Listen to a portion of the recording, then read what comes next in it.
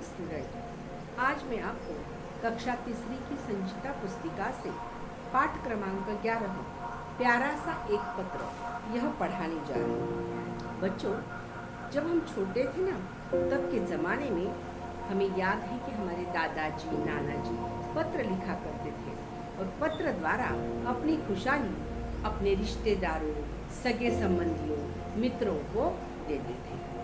परंतु आधुनिक युग के चलते अब इंटरनेट आ गया है, तो ईमेल द्वारा लोग क्या कर रहे हैं कि अपनी बात एक दूसरे को बता रहे हैं, सुना रहे हैं। साथ ही कंप्यूटर, इंटरनेट ने क्या किया है, लोगों का जीवन बदल दिया है और उसी के कारण पत्र लिखना आजकल कुछ कम हो गया है। बच्चों, यहाँ पर मनप्रीत कौर ने अपनी सहेली आस्था को पत्र लिखा है और मनप्रीत लिख रही है कि आस्था, मुझे तुम्हारा पत्र मिला, पढ़कर खुशी भी हुई कि तुम आगरा घूमने गई थी और तुमने ताजमहल के बारे में भी बहुत सारी बातें लिखी है और वह देखकर मुझे बहुत अच्छा लगा। मैंने तुम्हें यह पत्र लिखा है ये बताने के लिए कि गर्मी की छुट्टियों में मैं अपने माता पिता के साथ अपने नाना नानी के घर गई थी और मेरे नाना नानी का घर गांव में है। उस गांव का नाम है चंदनपुर। चंदनपुर के जमींदार मेरे नाना जी हैं और वहाँ पर शहरों की तरह पक्की सड़कें नहीं हैं, बल्कि धूल मिट्टी चारों तरफ फैली हुई नजर आती है। लोग जो है वह कुएं से पानी भरते हैं। सबसे बड़ी आश्चर्य की बात यहाँ पर उसने अपनी सहेली आस्था को बताई है कि वहाँ पर लोग बेड टी नहीं लेते और उसकी बजाय वो क्या लेते हैं, सुबह सुबह गर्म दूध पीते हैं, फिर नहा धोकर पूजा करते हैं और गांव के लोग सादा जीवन वहाँ पर बिताते हैं। गांव के लोग बहुत परिश्रमी होते हैं, यह भी कौर अपनी सहेली को बताती है। वो लिखती है कि स्त्रियां जो है वह घर का काम करती है और पुरुष जो है वह सवेरे सवेरे अपने काम के लिए चले जाते हैं और छोटे बच्चे जो है वह अलग अलग प्रकार के खेल खेलते हैं, जैसे पकड़म पकड़ाई, स्टापू, रस्सी कूदना, खो खो, पोशंबा भाई पोशम्मा। ये पोशम्बा मतलब ये खेल है। चोर सिपाही, गुल्ली डंडा, पतंगबाजी आदि खेल गांव के बच्चे खेलते हैं। साथ ही वो गांव की जानकारी अपनी सहेली को देती है। यहाँ के लोगों के कपड़े यानी पहनावा भी अलग है।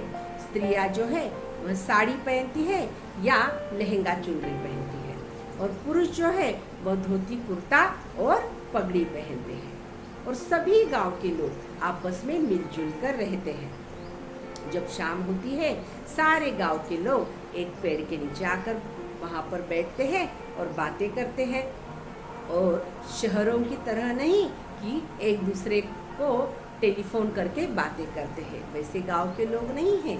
शाम के समय, संध्या के समय वह एकत्रित जमा होते हैं और आमने सामने बैठकर वह क्या करते हैं, बातें करते हैं। और फिर आगे मनप्रीत लिखती है कि यहाँ पर सड़क के दोनों ओर लहलहाते खेत है, हरे भरे खेत हैं और यहाँ पर तो मैंने एक खेत में गन्ना तोड़कर खाया भी और यह मेरा अनुभव बहुत रोमांचक था।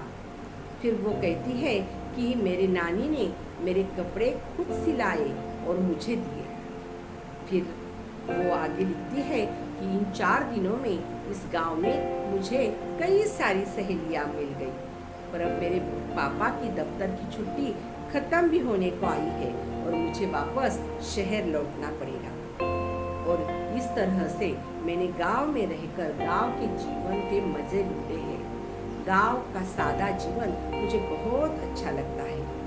यह सब कुछ मनप्रीत ने अपनी सहेली को लिखा है।